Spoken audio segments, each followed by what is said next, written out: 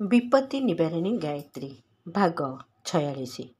गायत्री तृतीय पाद द्वारा सद्गुणर वृद्धि। धनर उपयोगिता अच्छी, एहाकु केही अस्वीकार करिपारिबे नाही, किंतु एहाकु मनुष्यर महानतार प्रतीक बोली बुझिबा ही सबुठारु बड़ भूल अटे। एही कुबुद्धि द्वारा भ्रमित होई आज मनुष्य जाति दुख भोगी चलीछि। भारतीय धर्मशास्त्र रे परिग्रह को सर्वदा हेय दृष्टि देखा जाए।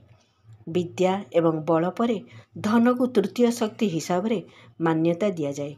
एही तृतीय श्रेणी वस्तु को जदि प्रथम श्रेणी श्रेय पद मिले तथा सम्मान दिया जाए, तेबे एहार दुष्परिणाम निश्चय ही भोग करिया को पड़िबो। क्रमशः आगामी भागरे आहुरी आगको विचार क्रांति दूत यूट्यूब ओडिया चैनल को सब्सक्राइब करिया सह परवर्ती वीडियो प्राप्त करिया पई बेल आइकन दबांतु एवं विचार क्रांति दूत ओडिया फेसबुक पेज सह जोड़ी हुंतु। धन्यवाद।